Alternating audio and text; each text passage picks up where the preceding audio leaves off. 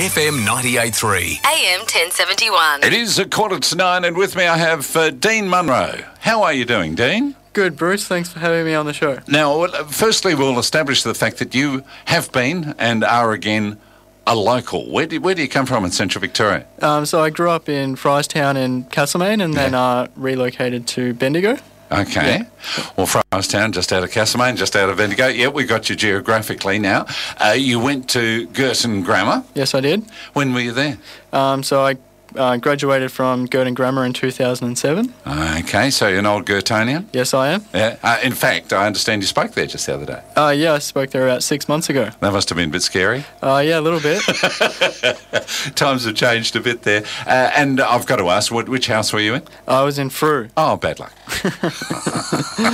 We're a Riley family, you see. Oh, okay. Yeah, you won't hold that against us. Now, okay, so you graduated from Girton, and then, it's the university years ahead of you, and almost by rote, unless you've got rich parents, you have to be dirt poor for about 5 years. Yes, so I started applying for scholarships as soon as I finished high school, and got quite lucky. Yeah. And Freemasons was where I first got my scholarship from, and then so that was a great help. And I worked over the summer in Echuca at a caravan park called Munro on the Murray.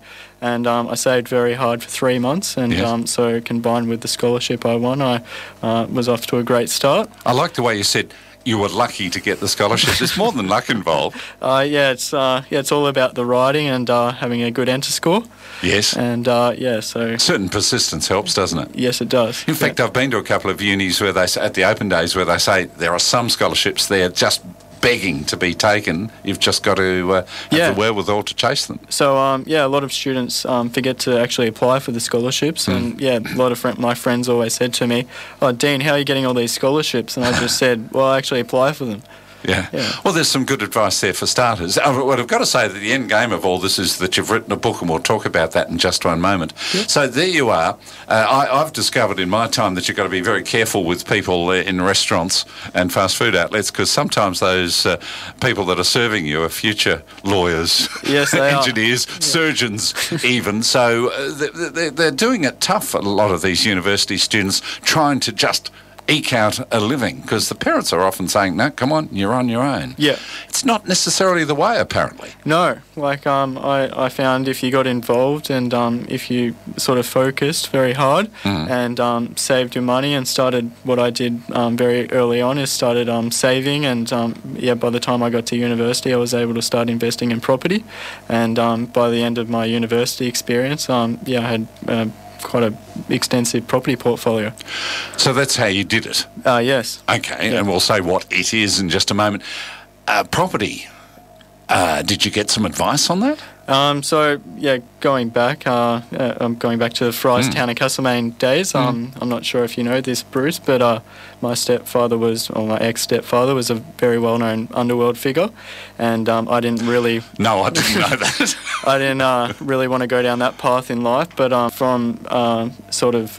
no bank would give me any leverage, but I was able to borrow a substantial amount of money from a loan shark. I knew through him, and so that's how the money from the first property came about. I've got to say, you've made me a little speechless there, because I didn't know you were involved in the underworld, but you had a break to start off with. Yeah. The property game has been good for you? Yeah. All right. So that has helped you through the university years, and you've let's face it, you've done very well for yourself, and you're independently wealthy. Yeah. So so by the end of it, I was able to sort of venture into other opportunities, and I decided. By the time I graduated, if I wrote a book about my university life, it would really help students. Well, there's some good advice there, including the business about grabbing those scholarships.